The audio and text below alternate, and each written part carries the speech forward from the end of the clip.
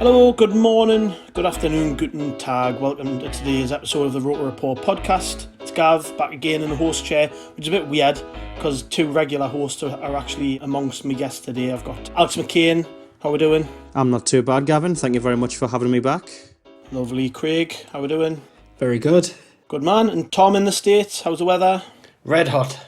I wish I could say the same. It's pissed down for days, yeah.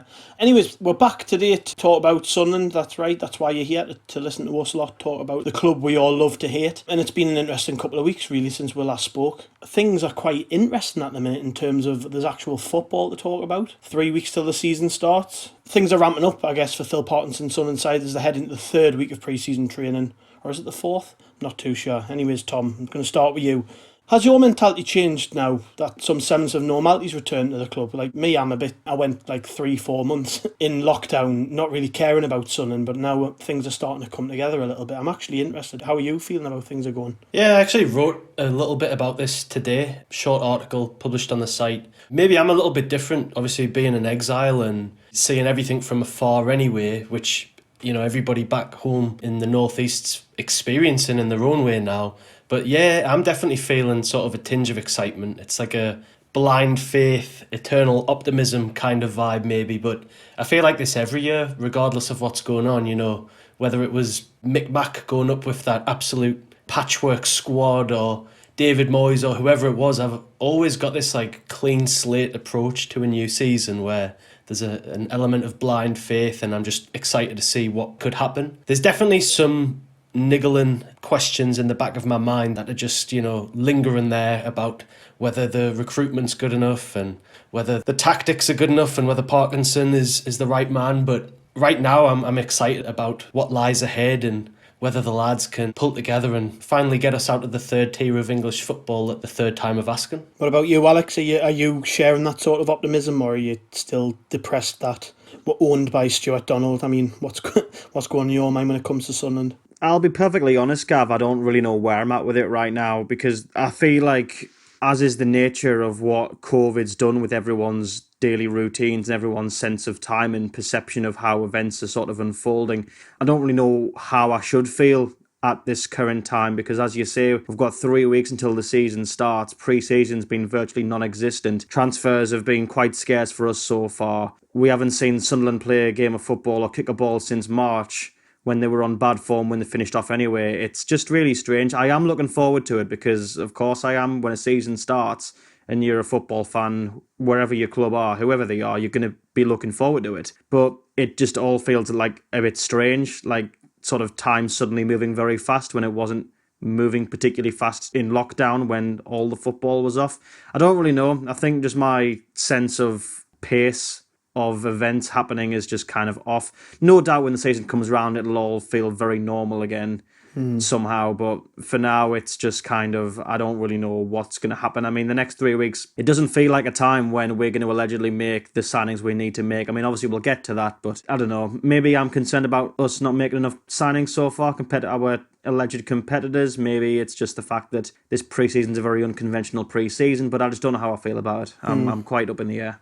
What about you, Craig? Obviously, as ROKER Rapport's social media man, I've actually tried to disengage a little bit from social media, so maybe I'm not feeling the tempo, but what's the sort of feeling you're getting from the fans, I guess, when you're checking our timeline and seeing what people are posting about? Do you think people are sharing that optimism or not? I think it's quite mixed at the moment. One thing that I am finding is the common replies to any tweets and things like that were put out is like, it doesn't really seem that real at the moment. I know we are a couple of weeks away, but there's still that kind of sense of we still don't know what's to come. We still don't know about any particular arrangements, if people are allowed in the grounds or anything like that. So I think for the season beginning with people potentially not able to watch Sunderland, maybe those who even live, say, a few minutes away from the ground, it's going to be a completely different experience. I mean, the summer and obviously the break of football hasn't really been that kind to us. We've had so many different distractions going on in the background, obviously with the ownership, you know, kind of uncertainties, and then we've had departures. So I think at the present moment, everybody has a bit of excitement, of course, that Sunderland are coming back. That is everybody's interest, but I think also there is a little bit of trepidation in there as well, because as Alex rightly said, we just don't have a clue what is to come. Obviously, we know that they've been back in pre-season now for a couple of weeks, but whilst other teams are at least say 2 to 3 games into a pre-season schedule, it doesn't look like we've actually played any competitive games as of yet against anyone, apart from maybe mixed 11 games. So it's an interesting one. I think obviously as the next few weeks gathers pace, I think maybe the excitement, or at least the intensity of things, might hotten up a little bit. But I think obviously as we stand now, from my own perspective, one thing I'm taking into consideration is the side have had a really extensive long break now. If you think the last time we played was the middle of March, so they've all had plenty of chance to rest, recuperate. Everybody at least looks like they've come back without, say, any injuries. Everybody looks sort of full of enthusiasm, and everybody looks certainly kind of ready to go for it. So at least from that, I'm pretty confident that everybody that we've at least got at the moment, excluding any new signings to come, they're ready for the task at hand. But it is going to be a massive season, of course, because, as we alluded to a few weeks back, we can't really afford for any mistakes this time round. We've got to get off to a good run. We've got to get off to a good start. And it's crucial that Phil Parkinson's got the tools at his disposal. Yeah, I guess the thing with this pre-season, as opposed to others, is that pretty much every League One club are starting on the same sort of page, aren't there? We've all had a pretty massive break from football. Nobody really has their squads in place because the Championship season's just finished and clubs are waiting for players to become available. And we've obviously had the whole thing with the salary cut, which we will get onto. We'll get onto all of this as the show goes on. But I guess for me, it means that I believe that we start in a little bit of a stronger position than some clubs. Not everybody, but I just think our squad as a base is a lot stronger than most teams in this league. And I'm seeing, I think it was Ipswich have signed a couple of players, but I'm not really impressed by their business. And it's just well, have we actually already got the basis of a decent team that just needs things added to it? Maybe not, but season's round the corner. Anyway, speaking of social media, we polled our Twitter followers in the build-up to this particular show because we thought we'd have a little question and answer session and gauge some people's thoughts on topics to talk about. And speaking of new season optimism, a guy called SAFC NO1NE and Charlton_comedy both raised the subject of Will Grigg. He's somebody who, from the limited footage we've seen in the photos and stuff, he looks in the sort of shape he was in when Wigan were doing well. I'm not saying he was completely out of shape when he first came to Sunderland, but he does look trim. He looks a lot fitter and leaner, and lockdown's been kind to him. It would seem he's lost a little bit of weight to either, try and have another go of it or earn himself a move elsewhere, which obviously after the salary cap announcement seems very unlikely unless a Championship club fancies taking a gamble. So Will Grigg then, Tom, do you see him getting another shot in the party or what? Because he's probably the one player in this squad I really can't put my finger on what's going to happen with him.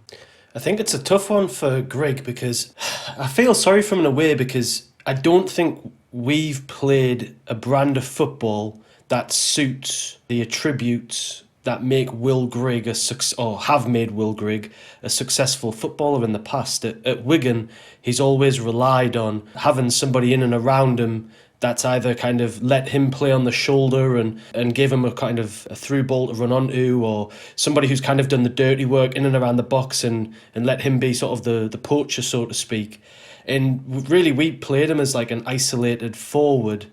And he's just never played as that before, and he's not big and strong and powerful to mix it up with League One defenders, and he's not rapid to play by himself in really stretched defences, and he's not really skillful and technical enough to play as almost like a false nine and bring the likes of Gooch and Maguire into the team. He really is just like an out and out, in and around the 18-yard box finisher, and we could do with someone like that in the team, but I think we really have to adapt the way that we played as a side to incorporate him into our starting 11. And I think one thing, and there's been a couple of articles exploring this on the site recently, and they've been dead interesting. And I just wonder whether, Parkinson, when he came into the team, his number one goal was to tighten up a really leaky defence. And the way he did that was by deploying 3 central defenders and 2 wing-backs. And I just wonder now, with the fact that he's signed Bailey Wright, who is his number one target and who he clearly sees as the leader and the centre of Sunderland's defence, I wonder if he now, with a summer of training and implementing his style and his philosophies on this team, if he maybe is a little bit more confident in moving away from 3 central defenders and might be sort of comfortable enough to actually just go with 2. And if that's the case, then maybe he could kind of actually push a player a little bit further forward and play with someone like Grigg. And I think, for me, Elliot Embleton or Chris Maguire in a 10 role might actually give Sunderland an entirely new option we haven't had in a while. And I guess you could also add the new signing O'Brien into that category as well. But it gives Sunderland an option that we haven't had before, which is somebody who can sit in between the attack and the midfield, play between the lines of the opposition, pick the ball up, and then turn, move, draw players out of their position. And that's what Grigg likes, is that uncertainty, and to move into that space and to be given the opportunity to get into position and have a shot. And I just wonder if, like you say, it does feel like there's been a little bit of a change this summer, that he does look sharp. And I know there's been some rumours swirling around that maybe he's purchased some property up in the northeast and that he might have a little bit of a home base up here now. And I will be dead interested to see what happens, because whether it's at Sunderland or somewhere else, he's got goals in him. It's just about getting the best out of him, and I'd be dead interested to see if Phil Parkinson can do that. Yeah. Craig, would you go along that line and say maybe that we need to build the team around Will Grigg? Because obviously, for me, it's a good point what Tom makes there, actually. Embleton's coming into the squad, but O'Brien's been signed, and everything we seem to have heard about him indicates he wants to play centre forward. So, I mean, we have to really draw a line in the sand with this, I guess. Do we build a team around Will Grigg, or is he just a bit part player again? Well, I mean, that is a really, really tricky question, I suppose, at the moment, because in terms of, obviously, since Phil Parkinson's arrival, he has found opportunities incredibly hard to come by, and we still really don't know the underlying reason for that, because we made such a big investment into him, and then not even to get on the bench for the best part of, what, say, 2.5-3 months, something like that. He found himself just completely phased out, and there was never really an explanation of as to why that had happened. So I think if all of a sudden he was to come in and be the number one man up front, it would be a complete sort of contrast to what we've seen from Phil Parkinson's style so far. I still personally believe that he will begin the season with Charlie Wyke as his number one man. But I mean, as I've just mentioned there about the investment, we have blown an awful lot of money on Will Grigg, and that's obviously through no fault of his own, as we've seen on the Netflix documentary. But it's such an investment now that we're going to have to try and churn something out of it, because he has, 2 years left on his deal? Yeah. So we're in a position now, if it's the case that we can't get anything from him this particular season, we're just going to go down the Aidan McGeady route, where we're just going to loan him out, and we are going to be covering an awful lot of his wages, and we're not in a position to do that. So I'd certainly like to see him back involved. As it's been mentioned, he does look in much better condition than we have seen him, in terms of through the videos and things like that we've seen that's been put out by the official club channels. He looks like he's, at least enjoying himself a little more. One of the biggest criticisms was that, you never seen him smiling or look like he's enjoying himself, and it looks like he's, kind of back in at least. It looks like he's actually part of a team for a change rather than sort of an outsider. But as to kind of going back to whether we'll see him involved, I think we will really need to change our entire approach, really. But Tom made a really good point about the idea of, will we go from, say, 3 defenders down to 2? I'd like to see that at least once from Phil Parkinson. I know, obviously, as Tom mentioned, that he came in, he changed the formation, he tried to shore up the defence. But referring back to maybe, say, the early days of, say, Jack Ross's time here, there was a good few games where he just set us up. We would go all guns blazing for maybe the first 25-30 minutes, and we basically backed ourselves to go and score more times than the opposition did. If you look at, say, the Barnsley game at home, and I think Will Grigg would thrive in that environment. So I'd like to see him involved. I think he will get chances, but I think he will still be somewhat down the pecking order. I think we will still start as Wyke being our number one man, but I think that's just pretty much based on what we've seen from Parkinson so far. Yeah. Alex, do you have anything to add on Grigg? I mean, there's a good point made there. Does he still see Wyke as his number one choice, with O'Brien coming in and Grigg being in better shape? I mean, anything to add there? Yeah, I think maybe the idea that he's looking for a number one striker, as in one striker to really play and be the first choice for playing a singular striker, is perhaps the fallacy in Phil Parkinson's thinking, and that's something that Craig and Tom have spoke about in a lot of depth. But one thing that I'd like to really expand on with that is the way that we played last season, and also I think the way that we saw Jack Ross set up as well, is that we would attack, but when we did attack, when we did sort of have that like mad half hour of just going all guns blazing, a lot of our attacks would be very similar in nature, and the sort of the way we would compose them would be more or less identical every time. And I think what we really did in the games where we did that is we just sort of hoped that we had more quality to just naturally be able to get past the opposition by being better than them pound for pound in terms of ability.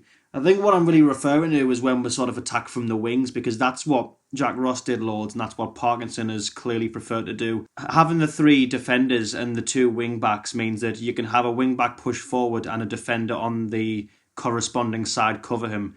And that works when you can play from the wings, but the issue is that that's the only way we seem to play, and I think that was made especially apparent in the past few games when we started to get found out.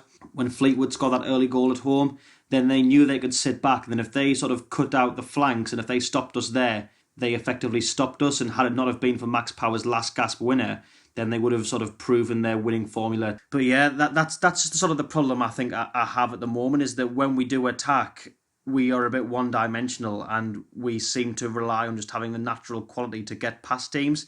But someone like Aidan McGeady could do that, because for League One he was just so good that he could beat someone every time. There was never any doubt that he could. But perhaps when he's not in the team and we're relying on players that are more of a League One calibre, we might need to have, say, a number 10 to push forward, or another striker with a different sort of fundamental gameplay to Charlie Wyke, just so that we have those other options, just so perhaps instead of squaring the ball out wide to Hume, we can sort of run it through the middle and have enough bodies there to orchestrate an attack.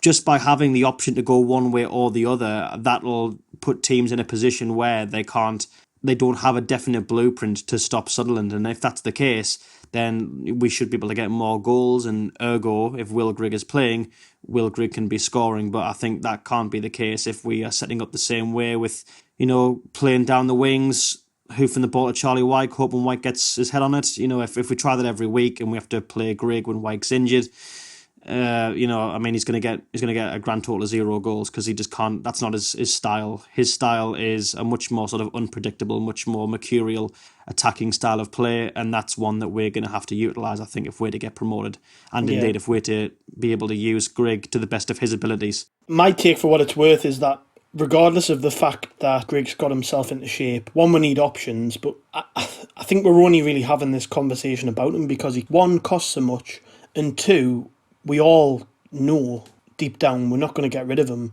and we're in a situation where the deal's all right for us. It's going to either be a case of, like Craig said, we're going to end up paying a lot of wages, or we're basically going to have to give him away, which doesn't really benefit Sunderland at all. So we're kind of stuck with him. But what I would say is that it's up to him, really, to work his way into the plans. I think we've signed Aidan O'Brien because he's come to start games. I know everybody keeps saying that Charlie Wyke might be first choice, but for me, O'Brien's dropped the league and come from a team where he was playing quite regularly for a long period of time. The fans of the club he came from all believe he's a very good player. I mean, I don't believe for 1 minute he's come here to sit on the bench, and I think he sounds like the type of striker who can play in any system, which is really what we need, somebody who's a bit versatile. So, yeah, for me, Grigg, stick around by all means. If he's got the fight to try and work his way back in, that's what I want to see. But I don't want to just say us hand opportunities to players who don't really want to be here. We're kind of stuck with them at the minute. Anyways, we're going to move on to takeover talk, because obviously since the last time we all convened, nothing has happened on the takeover front. There's been a lot of talk in the press about bits and bobs, who might be buying the club, who could potentially be about to buy the club, people who should be completely discredited, and so on and so on. And we've been quizzed by our Twitter followers about all of this.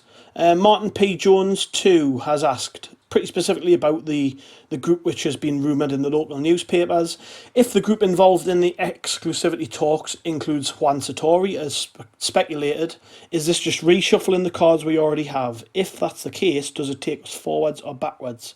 So what he's talking about here, obviously, is the well-documented rumour that what the club plan to do is simply move some of Donald's shares, which he owns, to Juan Sartori, and potentially another investor which Sartori may bring to the club, in favour of just completely selling up, they being Madrox. So yeah, the question was, is this just reshuffling the cards we already have? Any thoughts on that in particular, Tom? I know you've wrote quite a bit about this on the site. Yeah, look, the ownership situation, we could talk until we're blue in the face about it. It doesn't really matter who the owner is, in my opinion.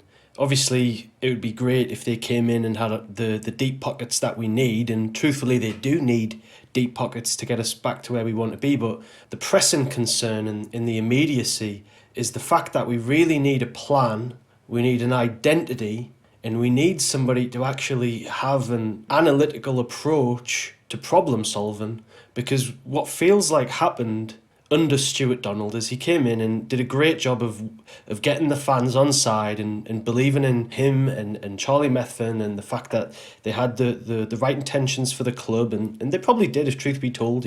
They wanted success just as much as we did. But I think that the problem beyond that was there was no sort of long-term vision as far as we saw, and what we did see though was a bunch of sort of short-term appointments, primarily of people who you could argue really weren't fit to be appointed. And I mean, none of those people are still at the club, which speaks for itself, and we're still in the third tier of English football. And we didn't see any intelligent decisions made from the club. And I think the biggest one that hurts the most is recruitment, because recruitment is what gets you out of the third tier of English football, or gets you out of the Championship and into the Premier League, or gets you from the bottom rung of the Premier League into mid-table, and so on and so forth. And we've been really poor at it, and it just shows that throughout the club there really wasn't a culture of trying to be the best. There wasn't a culture of let's be intelligent in our planning, let's be intelligent in our thought process. The only area we really saw that was in our commercial endeavours, where we recorded really impressive numbers with an additional £4 million of turnover that just wasn't there before. But equally, you've got to thank the fans for that, because it's us who put our hands in our pockets and paid for it. So my issue is more, look, if Sartori comes in and he's got the contacts who've got the pockets, but right now what Sunderland need is a plan. And the big plan we need to look at is, as a club, specifically recruitment-wise, how do we move forward?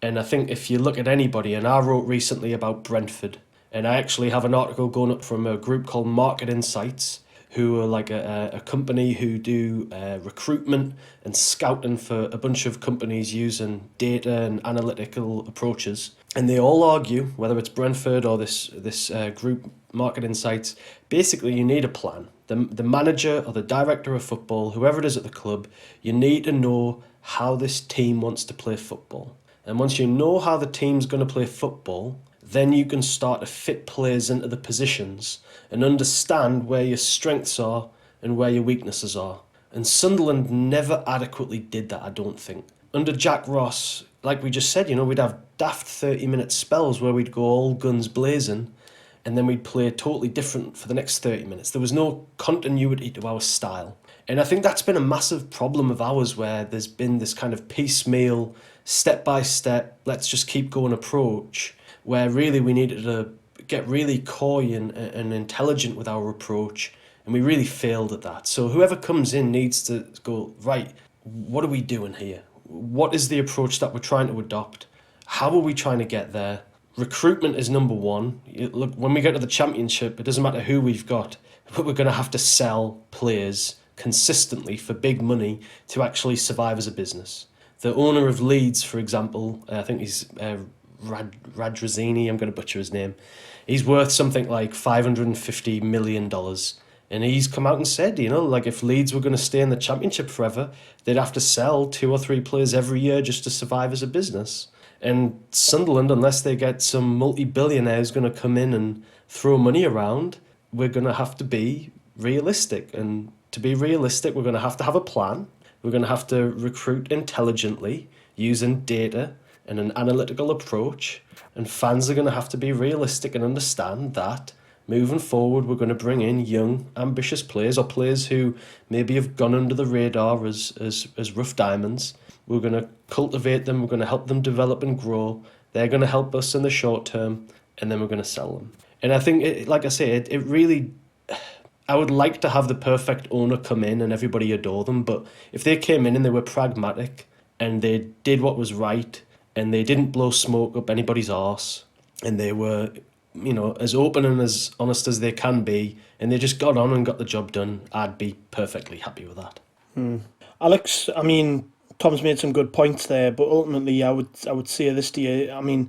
Say Juan Sartori takes a bigger share in the club and we don't get what a lot of people want, which is a complete change in ownership. Could you live with that if the plan changed and we started to see, like Tom's touched on, better recruitment? When I say better, I mean more intelligent approach to recruitment, a plan on the pitch, which, everything in the club works towards. Could you live with that if that came under these owners, but under a different sort of guise, I guess?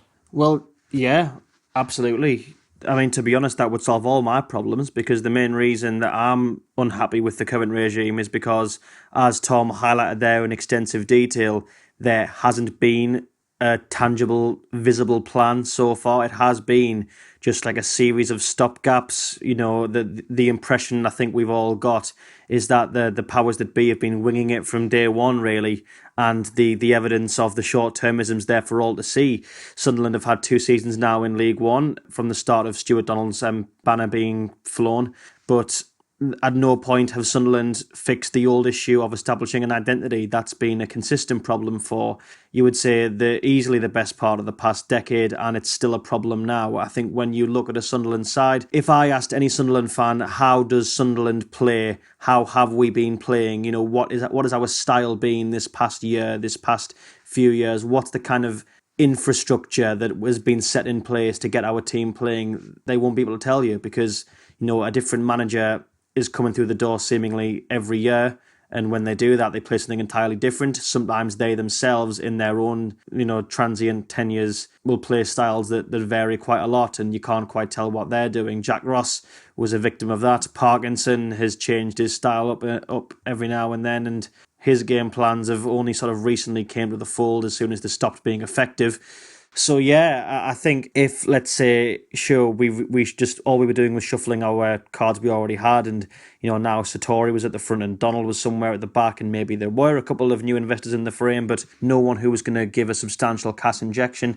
I am not particularly bothered if I was told that we'll have the same sort of setup, the same people, but they now are trying to implement this kind of model. They are using this array of data analytics, and they are trying to establish this kind of framework for the football club, which, as Tom says, would have you looking at, you know, young, ambitious, up-and-coming footballers to perhaps aid you on 1, 2, 3 year contracts in the short term, which ultimately are parts of a whole that benefits the club in the long term. If that was the plan that the club had, I would be more than happy with that, because it would give me, and I'm sure many other fans, the impression that the club was aiming to go somewhere, that it was striving for something greater than just sort of seeing if we can win the next game, seeing if we can get to the next little checkpoint. It's a bit like having a 5-year plan. It's something along those lines. You know, like the idea is Sunderland is aiming to get back in the Premier League, and these are the steps we are aiming to take. If the fans get an impression that that is what's in place, then I think we'll all be sleeping a bit more comfortably at night, knowing that the club's doing that. And yeah, there will be a sense of needing to sort of come to terms with the realism of our scenario. I don't ever like to berate our fans, because I think our fans get enough of a hard time from the media already for things they don't deserve. But one thing that we will have to say as a sort of brute fact is that we do have to be realistic, and that sometimes isn't the case with our fan base. I think sometimes we think that we should be battering teams every week, that, you know, we don't need to be a selling club, quote unquote, that buys players and loses them to, you know, alleged smaller clubs in the divisions above. But that is the reality of being a League One club. Some of the consequences of your club's stature, if it's in the third division, is that, you know, in the financial food chain, you may be selling your up and coming players for a profit to, say, Preston or Brentford or Fulham, and that's just where we're at, you know, and that's the thing that you've just got to accept. Because the idea is that if you have that plan in place and you are bringing in sort of young players on, you know, either no fees or very small fees, and ultimately selling them on for far more substantial fees, then you are ensuring that the club is growing financially and is moving in the right direction to ultimately surpass the teams you don't want us to sell to. So I suppose for the time being, you know, if it looks like we're selling to smaller clubs, then, you know, that's got to be taken on the chin, because if there is a plan in place, then it needs to be stuck to, regardless of how it might make you feel egotistically in the short term. But again, that's all hypothetical, because we don't even know if that's ever going to be a thing that the current owners are going to do. So yeah. Craig, what's a realistic end game with the ownership situation here? I mean, we aren't seeing a flurry of credible bidders come forward. It appears that the club have kind of accepted that and are trying to find another way around it without selling the club straight away. I mean, we were very vocal collectively as a fan base. Polls did back this up. The Red and White Army survey, the Sunderland Echo survey, both backed up the decision made by the fan groups to come together and ask for Stuart Donald to sell the club. He has stepped aside as chairman. He appears to be willing to sell his shares, or at least some of his shares, albeit not for a price we would deem fit and fair. But what's the realistic end game here? Is it moving the shares along to Satori and others? Or is someone going to come along with this mystic 35 million or whatever it is and buy it? I mean, where do you see this going?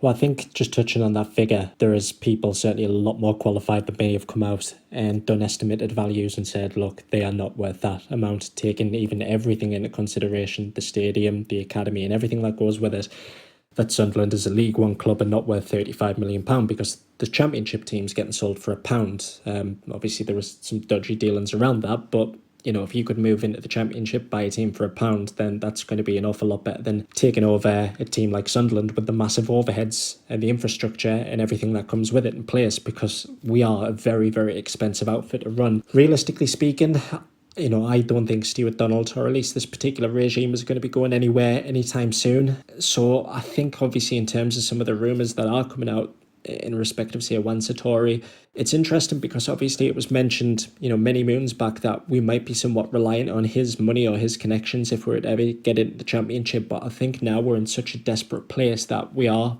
perhaps trying to lean on him a little bit, which again is even more interesting because, we've never seen him around. There was comments made at the start of last season that, he was going to be shown to make much more appearances around the Stadium of Light throughout the course of the season. And obviously his political career sort of took centre stage and, at best maybe once or twice at the start of the season, but he then became basically like a ghost, really. We'd never heard from him, we'd never seen anything from him. All of the times he'd say any updates on his social media, it never seemed like it was directly from him. It seemed like maybe it was somebody running the account on his behalf.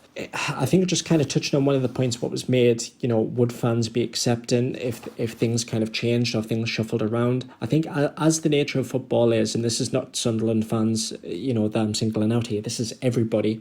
If your team starts winning games, problems that are right there now, visible for everyone at the forefront, will go to the back of the minds. People will not dwell on some of the mistakes, things like that have gone by. I remember in particular when we went on that run after Christmas, there was an awful lot of kind of tweets that would then come out and say, well, Donald in all of a sudden this, that and the other. So it changes people's perceptions of what was going on, and people just want to see a winning side.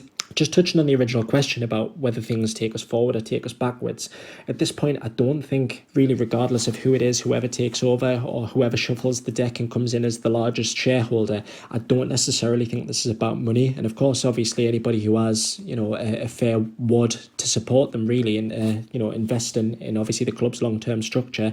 We've had Ellis Short.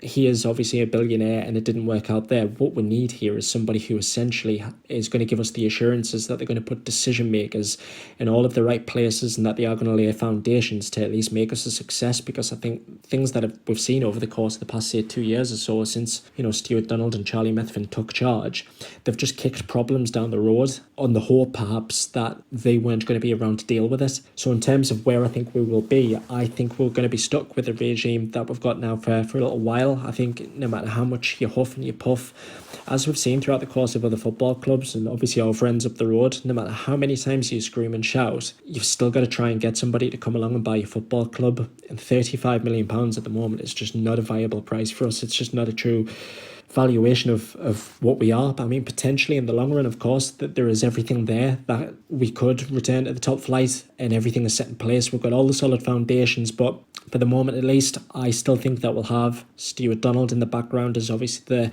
majority shareholder. I think Jim Rodwell will continue to run the show. I have my own suspicions that Charlie Methven may make a reappearance, and the only reason to make that claim is obviously is because I know that he's friends with Jim Rodwell, so it wouldn't surprise me that he re-emerges on the scene. But at the moment at least, I don't think anything's going to change.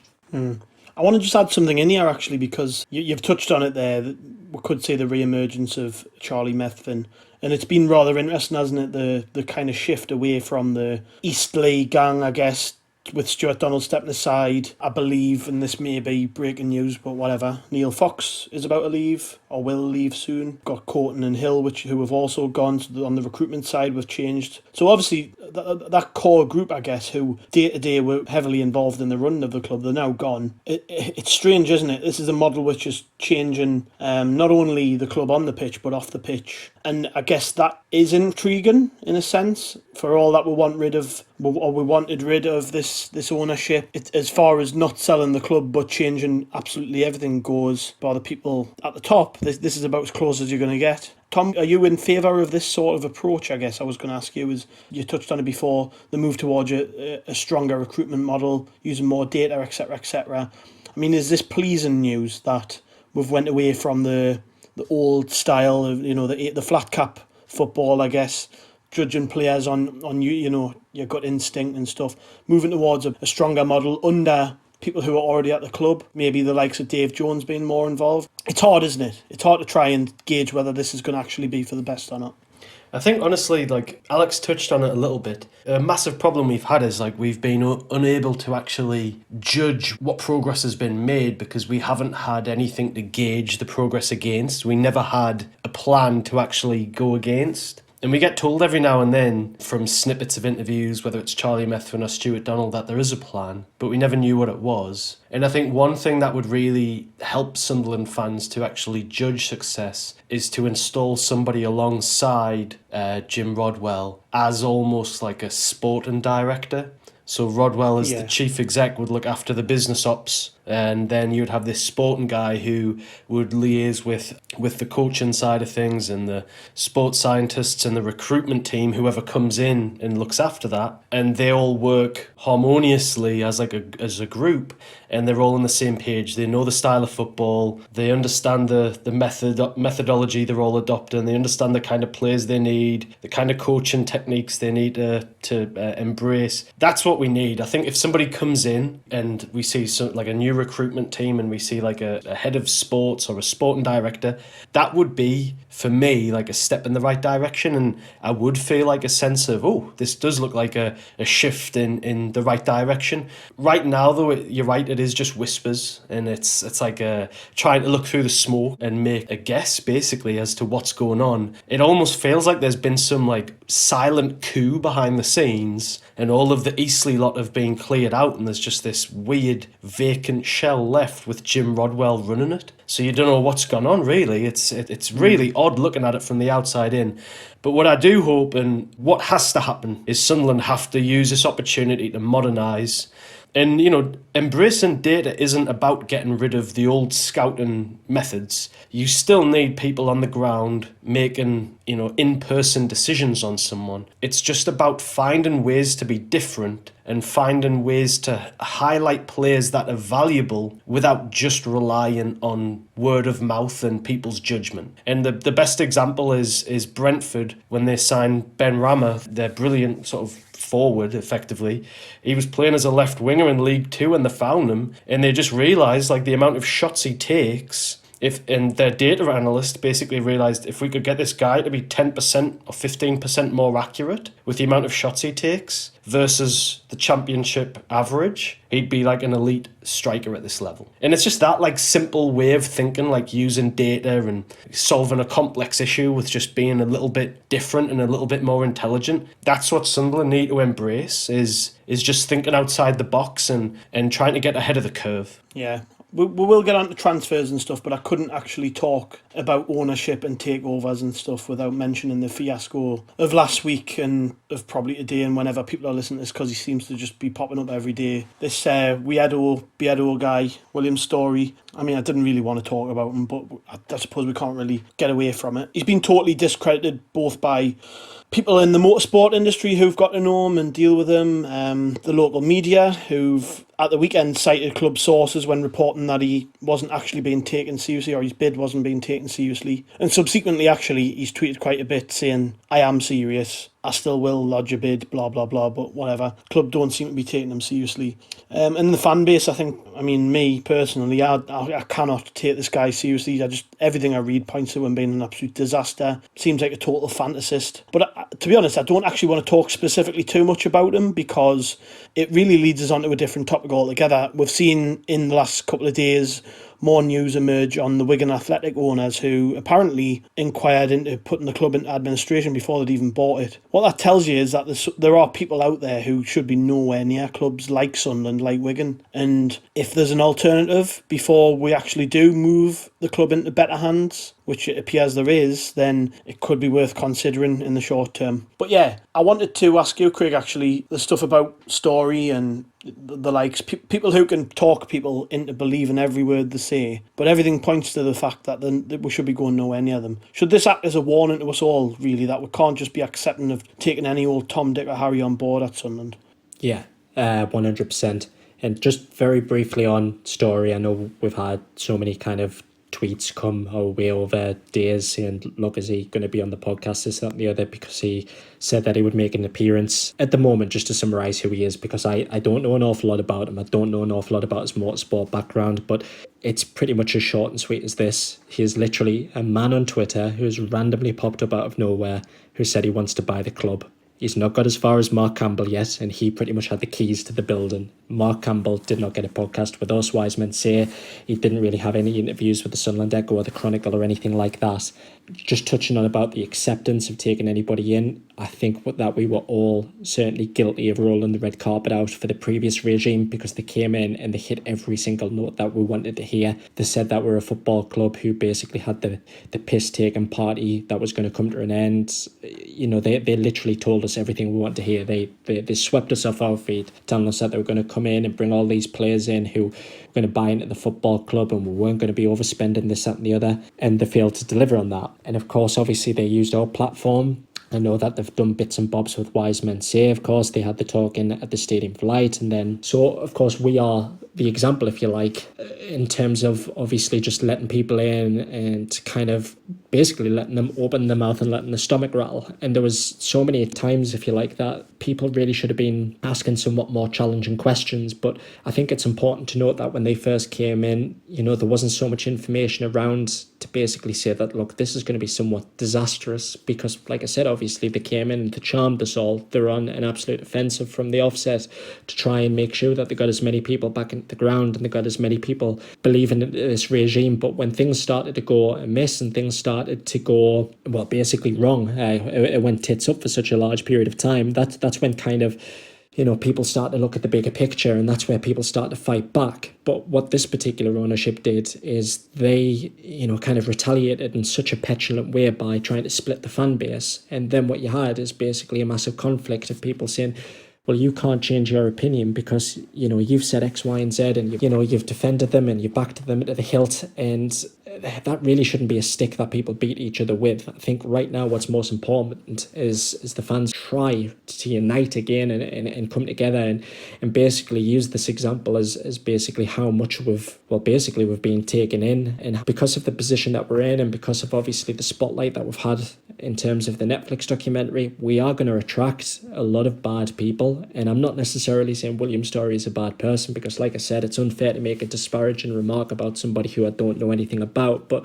when you're seeing the names like Sammy Yu and people like that linked with the club, you know the direction that it's going to take you, because we've seen them do it at previous clubs. So I think whatever happens, the most important thing is that, you know, we don't get taken in by people who've been putting tweets up who are just, you know, kind of saying something pro Sunderland and then anti-Newcastle and just coming out with bits and bobs that it could have been literally copy and pasted from a Wikipedia entry. We need to be smarter than that. We need to try and not be as gullible, really. And like I said, we're all got fooled by it, and thankfully people have come to the realisation at different times, of course. But I think right now, in terms of whoever comes in, if something does change, you know, whilst of course you've got to give them an opportunity to succeed, it's also very important to stand by one another. And if things do go obviously wrong again, then obviously we call it out. Just kind of touching on one thing before you hand over to anybody else.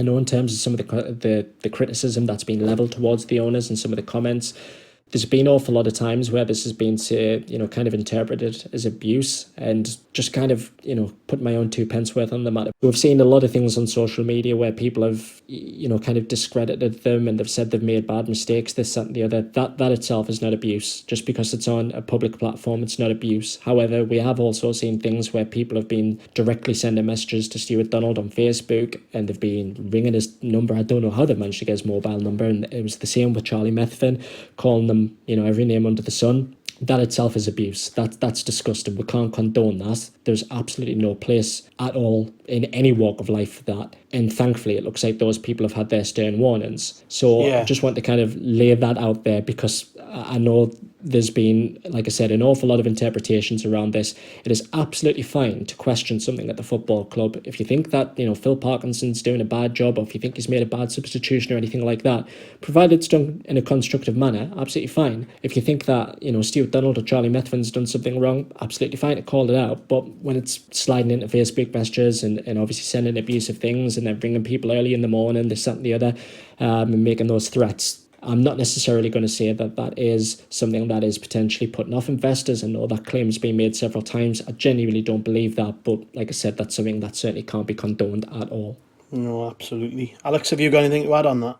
Everything that I could really say, I think, has been said. We've just got to be very vigilant with who we are letting into this football club. And I think, again, as Craig says, with regards to William's story, I don't know him personally. I don't know his moral compass as an individual. I can't make a comment on whether or not he would be the person to get Sunderland back in the Premier League, or would be the kind of person who would get them into administration and then subsequently liquidated. I don't know. Okay, I've not got a crystal ball. I don't know the man. But what I do know is that based on the credentials that have been foregrounded, he seems like he would not be a serious contender for ownership at all in any way. And I think that's been said as much from reports in the media.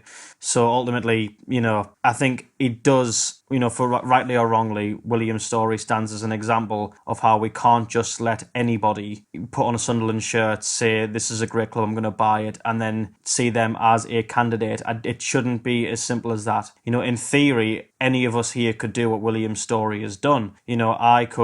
I could say I'm the CEO of an energy drink brand. I could claim to have loads of money. I could wear my Sunderland shirt outside the stadium, and I could say, hey guys, I'm going to buy Sunderland, get behind me. I'm going to go and march straight into their office, slam my money down that doesn't exist and say, this club is mine. Like I said, this is a thing that anyone could do. And because anyone can just do it as casually as that, we need to be very vigilant with who we are sort of getting behind, who we are rallying around. Once again, I'm not about to criticise the fans, but we have to be a lot more vigilant. I've seen people be sort of taken in by William's story's charm offensive, but we have to dig deeper. And I think I'm grateful for the local press for digging deeper and sort of revealing what has evidently been revealed about him, because the club aren't taking the bid seriously from what we've gathered, so there should be no reason why the fans should take it seriously. And we need to just maybe do a bit of orienteering when these people turn up, because as mentioned, anyone could be a Williams story. Literally anybody can make the outlandish claims he's made. Anybody could say they're going to do this, that and the other, but ultimately very, very few can deliver on those kinds of promises. We need to really come up with a criteria of what we want from an owner as a fan base. I'm not saying that we all need to come around in a meeting and draw up something in a corporate environment. I just mean that we need to get a sense of what we're expecting. What we're going to need, I think, is, as a given, you need someone with reasonably deep pockets, deep enough to invest for what would be a team to get promoted out of League One, and also someone who has, obvious credibility, legitimate money, deep enough pockets from which that money will lie, and someone who wants to set up an infrastructure and is clearly doing it with realism and with a very sort of feet on the ground, salt of the earth intention in mind, because we just need someone very normal, but we need someone very normal but also with a lot of money. I don't know. Yeah. Again, it's not something I can really sort of come up with off the top of my head, but I'm sure I'm saying words, and while maybe they aren't forming a sentence that's perfectly cohesive, you probably know what I'm getting at. Yeah.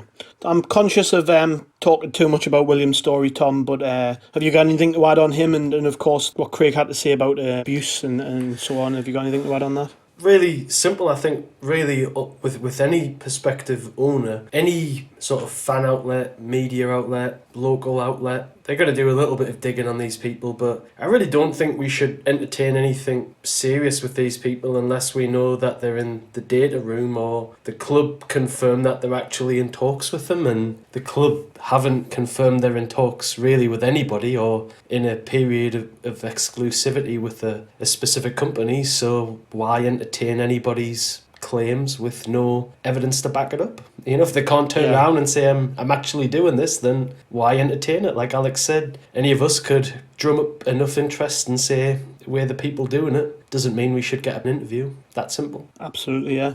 Right, okay, transfers. So, I mean, we haven't really signed anybody since the last time we chatted. I think that's one thing that's slightly worrying with the season only, 3 weeks away? We're not seeing anybody else coming through the door. Obviously, the introduction of the salary cap has made it harder. The attention of the current recruitment staff will have changed slightly. But the most recent rumours do suggest we're close to signing a handful of players. We've got apparently a handful of free agents currently trialling with the club on different dates, etc., etc. And I guess as more pre-season games behind closed doors begin to occur, then there might be some final decisions to be made. But yeah, Kaizen SAFC asks, what do you think of the recruitment so far?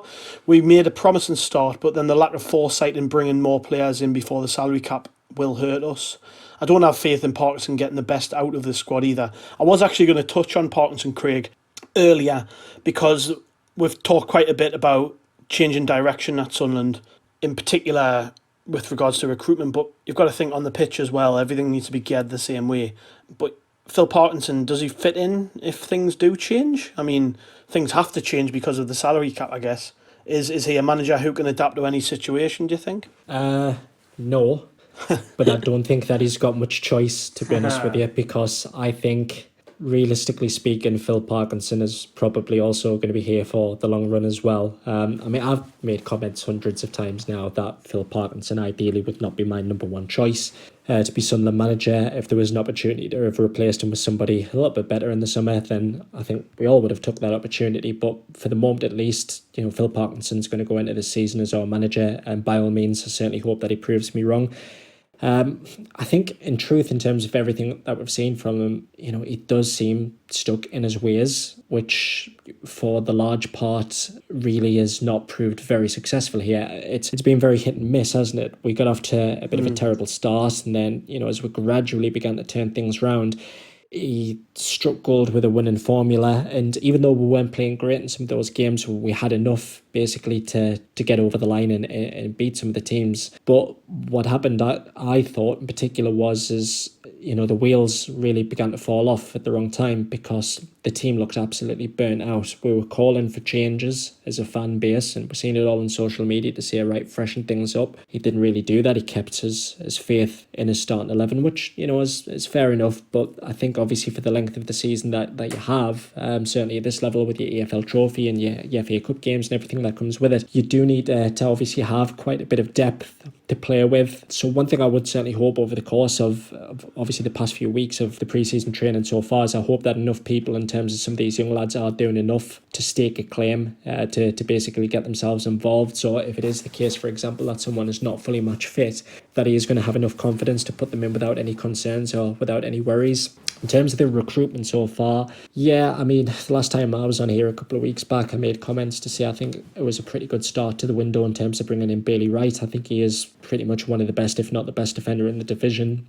And obviously Aidan O'Brien comes in, and granted, although we don't know an awful lot about him, the reviews certainly are more favourable than anything else. But my concern is, for the moment, is it seems like every other team around us, as per obviously even being a couple of games ahead of us already, is they also look to be doing some pretty good business. I mean, even looking at, say, teams down the ladder who you don't expect to compete, you look at, say, Gillingham, they've been making some pretty shrewd acquisitions as well. They brought in Kyle Dempsey earlier from Fleetwood, and you think, it's pretty much one of the types of midfielders that we are crying out for.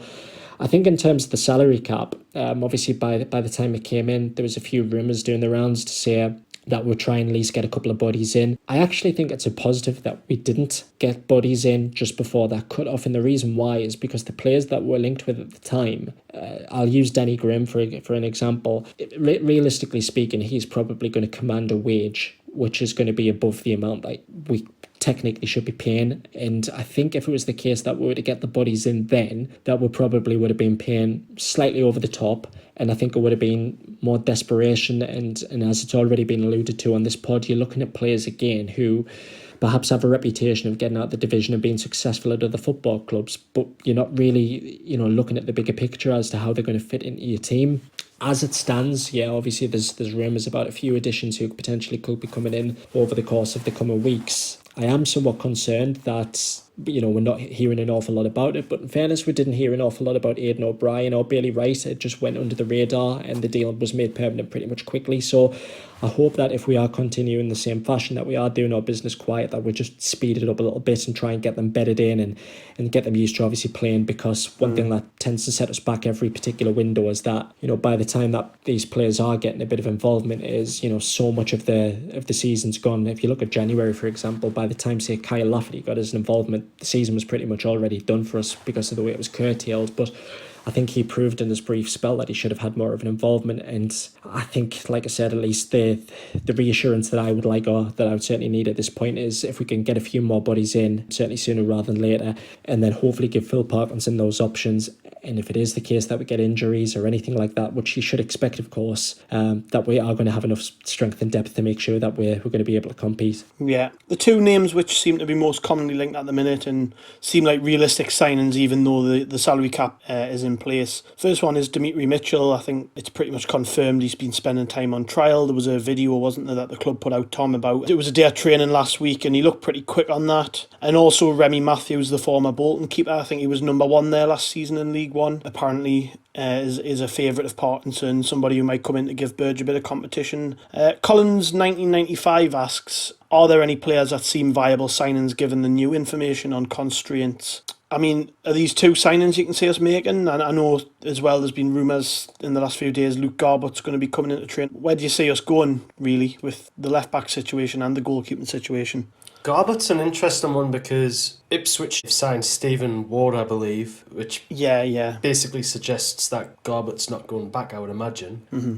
I'm not sure how I feel about that because I think Garbutt's a fair age. I think he's 27. I couldn't actually believe he's 27-year-old. I thought he was like 23, 24. And he's been at Everton for years now. And I think the tough thing that you've got to consider is, again, going back to this idea of thinking smart, is a 27-year-old investment in League One. Are we going to be able to turn around at some point and potentially sell Luke Garbutt for several £1 million to a team above us? That's a great point, yeah. And cash in on it and think, oh, that was a really good acquisition. Versus someone like Dimitri Mitchell to compete and potentially even play a little bit ahead of Denver Hume, who comes in for nothing, looks very, very quick, which is something we've really lacked in the team. And it seems like a pretty astute sign in the fact that, I mean, look, we're not behind the scenes. For all we know, that one clip of Mitchell is all that was there, and he might be absolutely terrible behind the scenes and they don't want him. But we're going on the basis that Mitchell's a decent player. Sunderland like the look of him. If you compare Garbutt and Mitchell, Mitchell's going to command far less in terms of wages and what he wants. Garbutt's a lot older. Mitchell, looking at him, if you can harness his talent, develop it, and he has an absolutely outstanding season in League One and you go up, arguably you've got top Championship and potentially even lower Premier League sides looking at this talented ex-Man United player with bags of pace,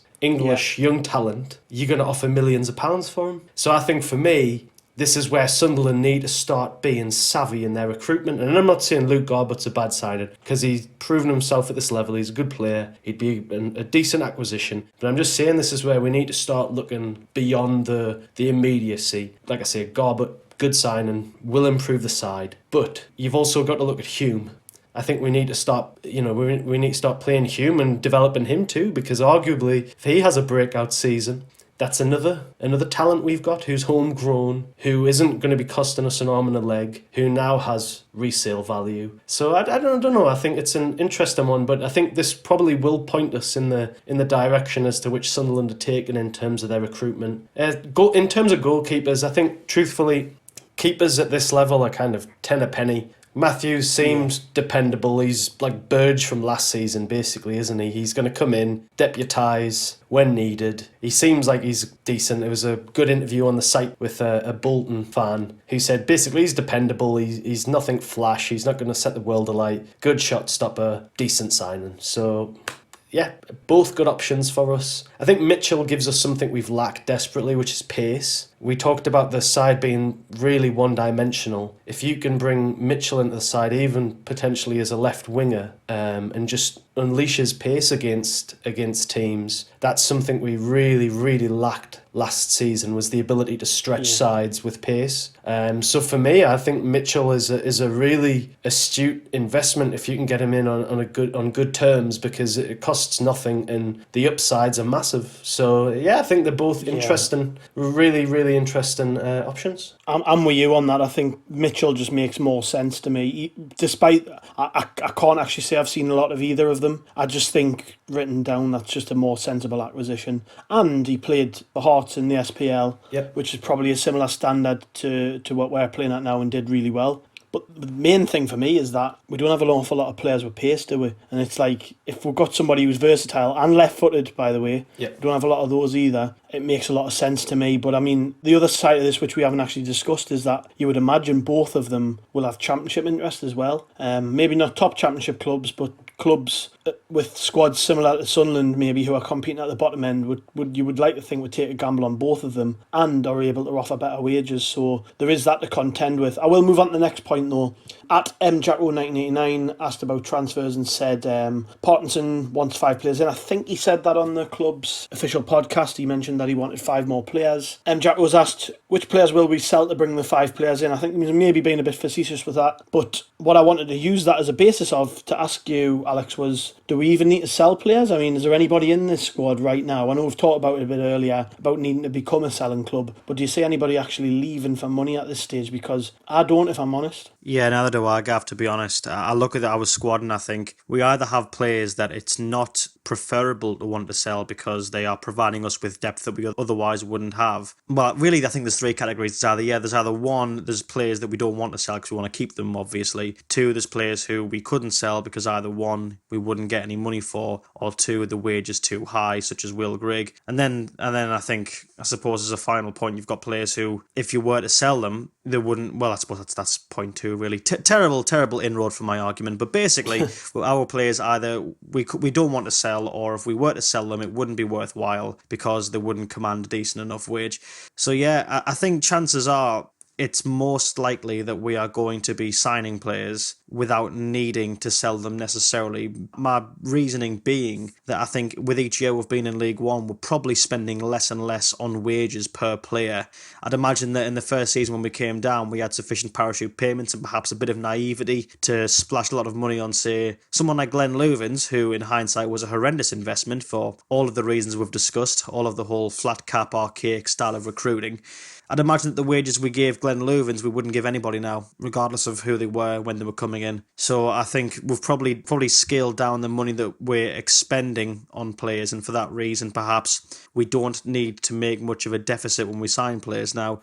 Which maybe, if that is the case, you could see as a positive, I suppose, something that resembles going in the right direction, which is more than maybe we had when we were signing players like Glenn Loovens, of course. But yeah, I don't know. I mean, I look at the players we were initially touted with signing at the start of the window, or rather in the build-up to the window opening.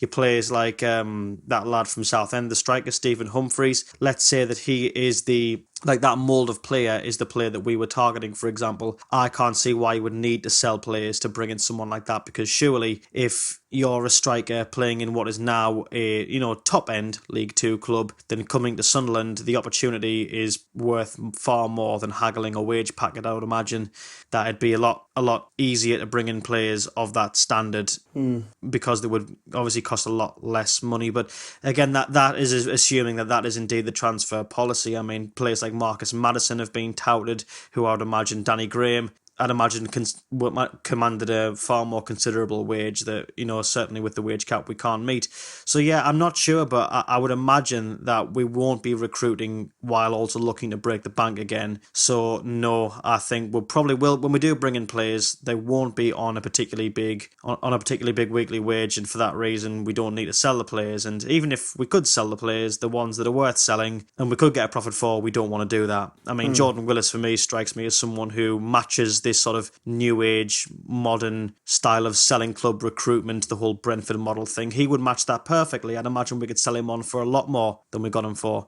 But, why the hell would we want to do that when he's a very good centre-back that we would most certainly want to get out of League One. So yeah, we either can't or won't sell players, and we don't need to, because I'm sure we have enough money to get the players we need, I think. I hope. Just to play devil's advocate, Craig, obviously this is a strange time financially for a lot of clubs, and maybe championship sides even are going to be looking at players like Willis and thinking he might be worth a little gamble, cost us a lot less than what we'd usually go for. Do you see anybody like that maybe caught in a bit of interest? Yeah, possibly. I think, let's be fair, really long story short on this is every single player has a value, and if somebody comes in and matches that valuation, then we'll sell. It's as simple as that. Realistically speaking, you look at people who could potentially cut it out in the Championship.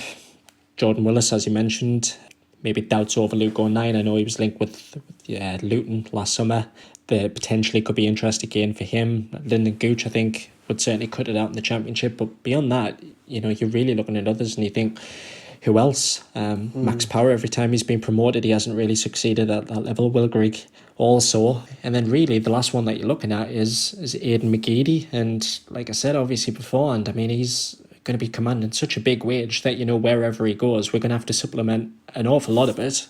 But realistically speaking, I can only see him spending his final season with the club basically out on loan somewhere else. But I mean, yeah, like I said, if it is the case of somebody comes in with a valuation and the ownership are happy with it, as we've seen beforehand, I mean, we sold our captain on the eve of the season last season for what, £250,000 for George Honeyman? Yeah. And obviously we certainly weren't expecting that.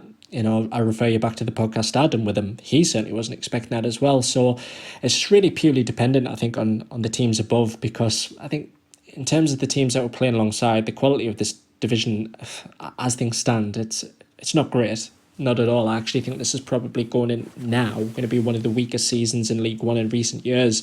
I know there is a few big names in there, but the strength of the other squads don't really impress me that much. But I think, like you've mentioned, really, it's all going to be dependent now on when the Championship teams want to do their business, because they are still going to hold that advantage that they can basically pick people out of the pond and go, right, we'll bring you in. We'll maybe give you a little bit more that you currently get in League One, even if it's on a similar length contract, I think, because, the wage differences and obviously the respective divisions. So some of these lads, they aren't going to have the benefits of, basically ever earning, say, like 5-10 grand a week or anything like that. So if an opportunity comes where they can better themselves, they're obviously going to take it as well. So I can't see anybody going as things stand, because there's been no rumours, there's been no hints or no sniffs of any clubs coming in. But I mean, like I said, just going around the doors with this, I think if somebody comes in and they offer us a decent amount of money, then any player who we have will be off in an absolute heartbeat. Right, moving on. I know you're chomping at the bit to talk about kits, Craig, so we will get onto that. But also, Craig, I wanted to talk a little bit about what Lewis Morgan said, really, I guess, is the only place to start with it. People listening may or may not have seen this. Lewis Morgan, who obviously played for Sunderland during the 2018-19 season on loan from Celtic, did an interview with Open Goal with Cy Ferry, a former Celtic player. And in the interview, Morgan discussed his time at Sunderland pretty honestly. I would rather read what he had to say before we get into it. He was asked about Sunderland. He said, "They are a massive club, but when I was there, you could tell, not from the management or the playing side, but the club was a bit of a shambles, to be honest." Which was the line I led with on the news bit we ran on the site. It just didn't have a good feel about it. When you were there, it was quite negative. The dressing room wasn't negative, but there were groups. So it was a hard team to settle in and play well in. It just wasn't really a good fit. Then he went on to talk about Aidan McGeady quite a bit. Quite obviously looked up to him and had quite a lot of respect for him. He talked about how McGeady slaughtered the players after they failed to beat Burton Albion and said, "You just can't play in front of that Burton Albion Wednesday night, one each. You'll never play at a higher level." He then said that McGeady would single someone out and everyone was scared of him. So, yeah, it kind of correlates with what we heard about McGeady from basically since he left the club on loan last season. Talks about how McGeady was the best player at the club, but specifically goes into stuff on cliques in the squad. He said they would never even have the conversations with each other. I think it was one of the main problems at Sunderland. Boys just didn't speak to each other. It was just wee groups of three. Obviously, Geeds knows Chris Maguire and Adam Matthews. They got on really well, but outside of that, it was just groups. He then went on to talk about the club's owners, which is a new one. I don't think many of the players who've been at the club under this ownership have actually spoken much about them. he goes on to talk specifically about Charlie Methven. He says, I met Charlie Methven after I signed, and to be honest, they didn't know the first thing about football, either of them. It's just two businessmen running a football club. Their expectations for the squad that they assembled were just totally unrealistic, and I think if they had left Jack Ross in charge, they'd probably be in the Championship now. He'd have turned them around like he turned St Mirren around. The club was just weird when I was down there. It wasn't the best place to be, the owners and all that. He, referring to Methven, wanted it to be all about himself all the time. He didn't know anything about football from what I had spoken to him. Before Wembley, he'd been speaking to us and trying to help us and give us insight into how we were going to win. And I'm just like, you've never kicked a ball in your life. Do 10 keepy-ups and then speak to us. It goes on again to talk about Aidan McGeady before the playoff final. And quite interestingly, I mean, kind of glosses over the fact McGeady was actually injured in the run-up to the game and talks about how McGeady had been dropped from the team on the day. Well, he wasn't really. But he does talk about how his head wasn't in the game because he was out of the team, which on Twitter today, as of recording, Stephen Elliott, former Sunderland striker, had a bit to say, spoke about how it's, pretty embarrassing how a young lad couldn't get himself for a massive game like that for a club like Sunderland. Just a lot to take in there, really, Craig, but I don't know what's your immediate thoughts, having read or heard what Morgan had to say in that particular interview. It was a pretty explosive one, wasn't it? Yeah. I mean, I'll go on record to say that we've tried to get him on the podcast before. It looked that it was going to go ahead, and for some reasons it just never materialised. So I was quite interested to hear what he had to say. I think the only thing that I really agree with him on is in respect of his comments on Charlie Methven and perhaps the ownership, because I think, and this is not a stick to beat the owners with, but it did seem that by watching the documentary that their involvement around the squad was perhaps more of a hindrance than a help, and you would often think that they should have kept the distance. Again, I think the expectations on the squad was perhaps somewhat unrealistic, and I know you hear an awful lot about when people say we had the best squad, the best team in the league and stuff like that, but I think if you look at, say, some of the individual signings were made, we've done this, to death now, but I would say at least 50% of those signings just never worked out. But there was an awful lot of revisionism, as you've alluded to, from his part. And I think the first thing really that I wanted to address about Lewis Morgan, and this wasn't actually on the Sunderland section of the interview, it was actually right at the start. He stated that he lived like a teetotal lifestyle, and what I'd be curious to know is what other habits that he indulges in away from the pitch, because when we watched him at Sunderland, and if you've watched any of the recent MLS games, I mean, he had the stamina and endurance of like a cart horse. I mean, he was absolutely dead on his feet after an hour. And if you look at, say, like Steve Malbronk, who was rumoured to be, say, smoking 40 tabs a day, I'd back him to outrun Lewis Morgan. I think the annoyance about the lad is obviously he clearly has some talent, and he sat there and he talked a good game, but it really does speak volumes that after he left Celtic, the only team interested in signing him are a newly formed MLS team who are literally no more than 10 minutes old, and they've lost every single game in their history so far. So I would say, whilst he's happy to stick the boot in to pretty much everybody there, it's probably in his own interest that he looks a little closer to home and addresses his own shortcomings before trying to be an arsehole about others. But just if we are to say quickly work through what he said, I mean, he mentioned about cliques in the dressing room. That's no surprise, really. Let's be fair, there's cliques in every single workplace that you will ever be at, regardless of whether that's a football club or wherever. It's how they're dealt with and how they're managed that truly matters. And it's interesting because as soon as Aidan McGeady is mentioned, he's held on such a pedestal by them both, and he speaks so highly about him. And perhaps he was egged on a little bit by Cy Ferry here because he was saying, I love a McGeady story, but it was a bit weird and contradictory at parts because he mentioned that it was hard for him to settle, and McGeady wouldn't say speak with anyone besides Maguire and Matthews. But on the other hand, he said that McGeady was really good for the Scottish lad. So I was thinking, which one is it? And then when he mentioned about like the negativity in the dressing room and how that maybe contributed to him not playing well, I just felt that was a lazy excuse.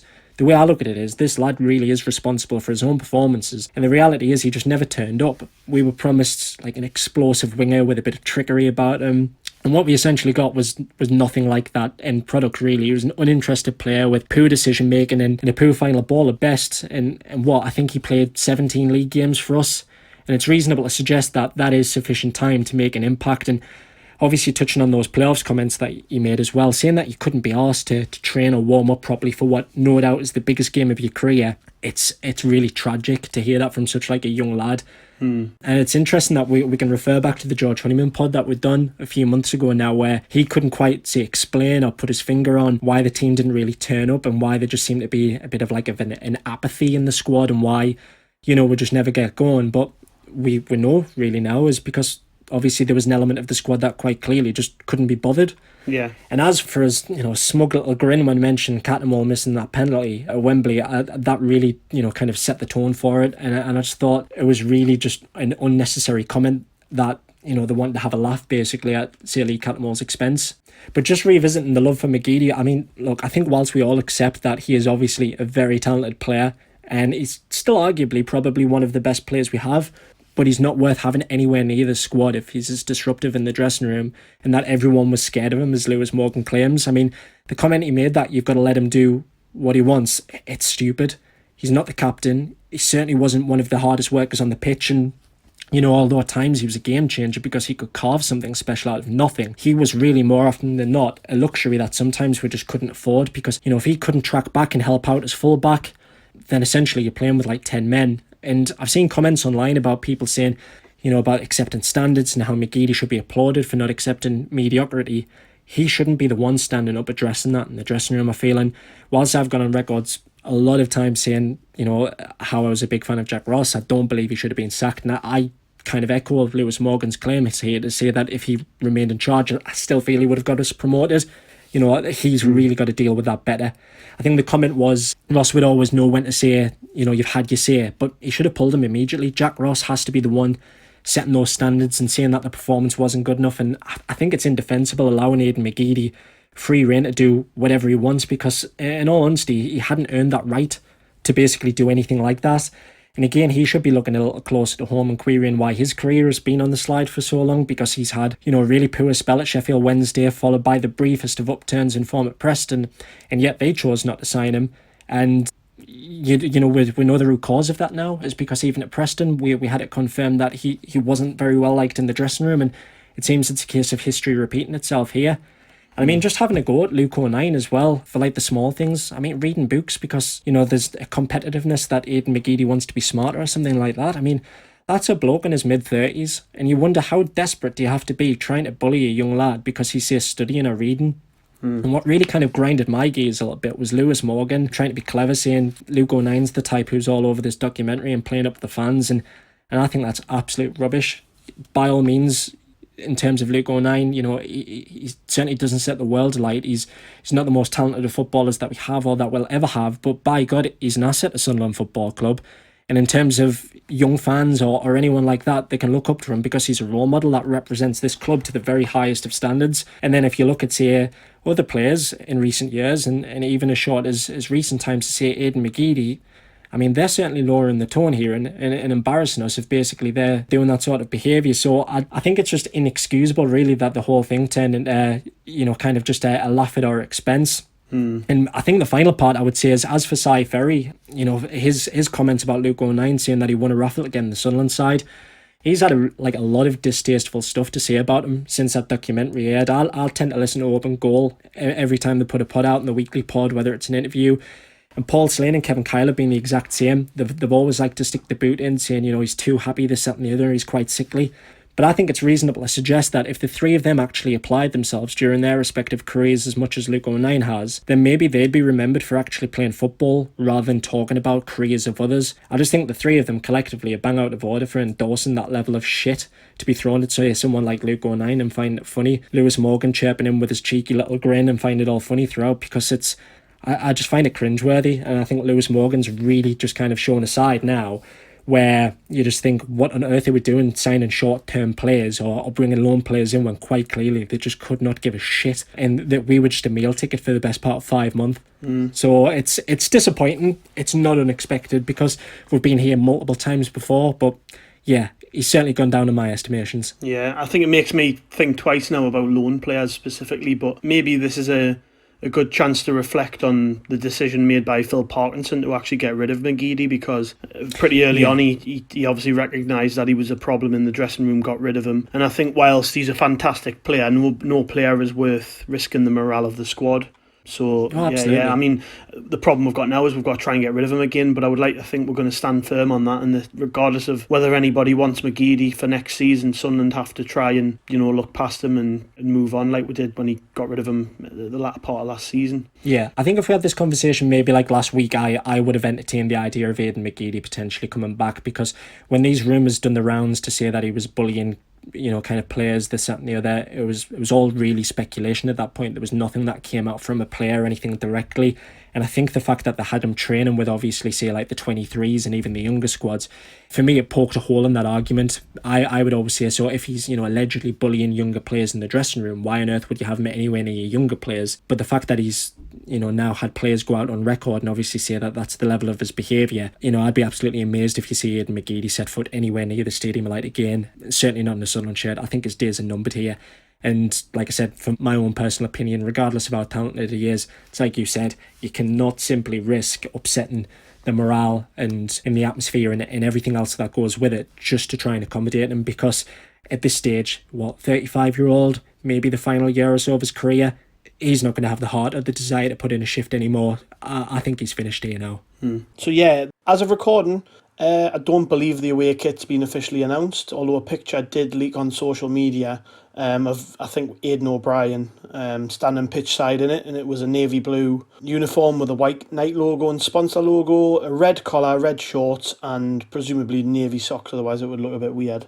To be honest, I'm not particularly bothered about a kit. It looks okay, that's about it. But the home top, it went on sale last week, and you actually had an interesting experience, didn't you, with the junior kit, which caused a bit of a stir on Twitter. It transpired that it's actually manufactured by a company called Avec, which some people might remember. They made some actually quite nice strips in the 90s for us, but the quality of it wasn't great. David Patterson on Twitter has asked about it and the new kit arrangement and what the deal actually is, because I don't think anybody actually realised until around the time it was released that Avec were even making kits for us. Just tell the listeners a little bit about your experience and what you know. Yeah, so long story short, the club have done like baby and infant kits now for a number of years, from children ranging anywhere from newborn up to 5-year-old. And what you usually get is like a shirt, shorts, socks combination for usually about 40 quid. It's a pretty reasonable price, really. And they have looked really smart in recent years, especially without like the gambling logo across the chest. So they are pretty timeless, that you could pretty much just use any season. But this season is part of our new kit deal. The infant kits are produced by Avec, and the junior and adult kits are Nike kits. And the reason behind this is, long story short, our kit deal is not directly with Nike. It's actually through a company called Just Sport. They are a partner or affiliate, if you like, of Nike. And who they are and what they do is they're responsible for managing the supply and distribution of Nike's teamwear range, which is part of Sunderland's arrangement. So what we do, long story short, and in the most simplistic of terms, is we go directly to Just Sport, we have a look through the brochure, and we order the kits we want. And if it is the case that we want any sort of personalisation that we can then, say, pass off as bespoke, as you'll notice with, say, how we're the lads on the inside of the colours, then they'll do that basically for us. So Nike will then, say, send the logo to Just Sport, and they're going to be dealing with like the embroidery, the heat transfer, and any personalisation of badges and logos. Sunderland aren't alone in this particular arrangement. Portsmouth and Preston have the same deal, as does a lot of other lower league teams. And that is basically who it is designed for, really, because Nike at the moment, and their sort of target, if you like, is they only deal now directly with elite clubs. So your Liverpools, your Spurs, Chelsea, etc. And if you have a look at their respective club shops, they will have the infant, junior and adult kits. They are all done by Nike. So as for our new Avec kits, I mean, in all honesty, as you know, I've kind of mentioned a few times now, and it's been done to death on social media, they're absolutely horrendous. Priced at 25 quid, and what you get is a shirt with the Avec logo, There's no Nike logo, and the shorts that you get is basically it's a blank pair of shorts to go with. It seems that the Great Annual Savings logo across the chest is creased, and yeah, they're just not great quality. The cracks all around the lettering, and you'd honestly see something better on a market abroad for certainly a lot less money. And it's a shame really, because a lot of people on the launch of a new kit like to make a bit of a big deal out of it. And I mean, I kid you not, when this one arrived in the post, my 3-year-old flat out refused to wear it. So eventually I just had to return it, because even if it was the case that you wanted to put it on, the quality is that bad. You just wouldn't want them to wear it out of the house. You know, while some people have obviously said it's not a big issue, I disagree. And it's not mourning for mourning's sake, but I think it's poor really that AVEC have provided a kit for the next generation of fans that looks like a complete and utter knockoff. And again, it's the case that the kids are going to look, say, different from the parents, and they perhaps question why they don't have the same. And I honestly can't emphasise enough just how poor the quality is, which is mad considering when AVEC produced our kits in the 90s, some of the shirts that they actually made for us were absolutely excellent. And I suppose that's why if you look at companies like ScoreDraw, I mean, they're successful now because they literally make retro versions of those kits that were so successful in the past. So it's a little bewildering as to why we can't, again, have something of at least a half decent quality. And I think one of the biggest things I find baffling around the kit launch, it's been the promotion. You know, we tease the shirt, we tell the fans then they've got to wait 3 or 4 days before ordering. So why not allow fans just to place orders immediately, ready for dispatch to say the following week with a pre-order option? And it just seems at times even the simplest of things that we just can't get right. So you look at it and you think the club are crying out saying we're losing revenue hand over fist. Well, here's an opportunity to cash in. Sunderland fans treat the launch of a kit as an event where, you know, they'll go and get the entire family kitted out, and yet the club shop remains closed. And this despite basically all non-essential shops reopening in the middle of June. There's no comment from anyone at the club or the Red and White Army or any of the SLOs or anything like that as to why the club shop still remains closed. If you walk past, it's like a ghost town. I mean, I kid you not, for anybody who hasn't walked past recently, they still have the Adidas logo across the front. And you got to bear in mind they haven't been our kit manufacturers now for around 3 months. The arrangement with the club shop I think really does need addressing. Somebody needs to come out and speak about it. I mean, the government's furlough scheme is due to end in October, and are we really going to run down the days and then bring the staff back in then? I think whilst I, like everybody else, still remains cautious and vigilant about, you know, what's going on with obviously the coronavirus, and I think it's important that people still remain, say, vigilant.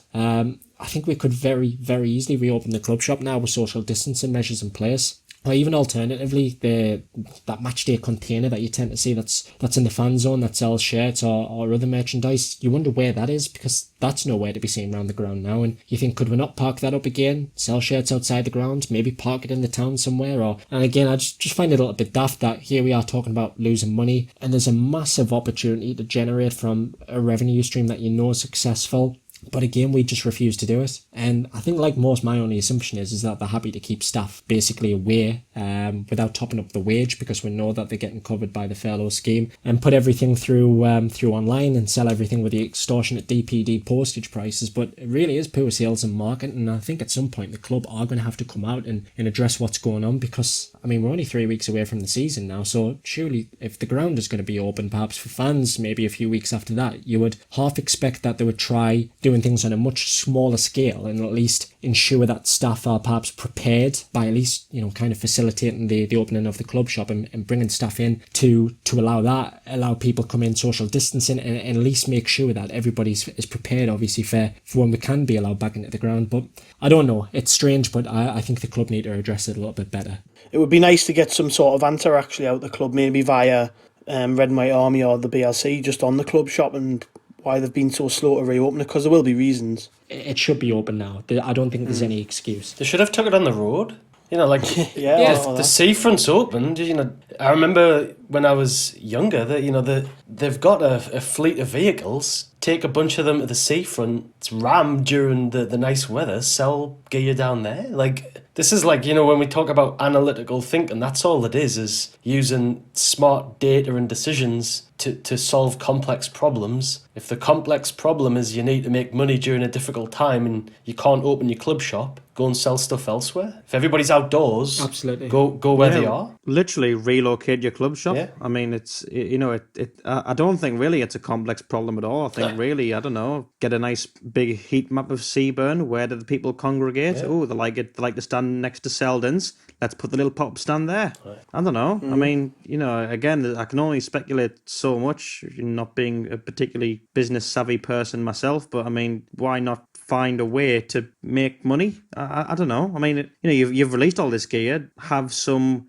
physical store open to generate commercial revenue. Is that not what you're meant to do? Is that not why that arm of the club exists? I think they should employ you lot. You've got it all worked out. Well, I mean, even we had the pop-up shop at the airport a few years back, didn't we? Just something as small as that, if it's the case. Yeah. I mean, like I said, if you walk into Bridges now, obviously there is, safety provisions put in place. Everybody has to wear masks. Everybody's got to keep it at a distance. But, shops are gradually opening. And that's not to, basically say that everything's right out there, because we know it's absolutely not. I think they would have shifted an absolute shitload of kits if they had that club shop open. But again, like I said, that's just somebody from the northeast. And of course, we don't have any business knowledge being based up here. Maybe if I was born with a silver spoon in my mouth and I went to some private educated place down south, then I would have been able to deal with this a lot better, but so be it. Yeah, good place to round off, lads. I think we've got quite a lot of questions actually about season predictions and stuff, but I think maybe there's a time and a place for that, and it's not right now, so we'll end there. But thanks everyone for joining us. We've covered off quite a lot. Hopefully we got your questions answered. Sorry to Jack, Liam and Cameron, we aren't going to cover off the stuff on the season ending, but yeah, thank you very much for joining us, lads. It's been a pleasure. I'm sure you're all knackered and ready for bed like I am. Please, I want to go to sleep, Gav. I'm tired, Gavin. I want to go to bed. Just do it now, mate. Just put your head in the pillow and go to sleep. All right, that's what I'm doing. Yeah, subscribe on iTunes, Acast, Spotify, YouTube, everywhere else that you get your podcasts, and we will catch you down the road.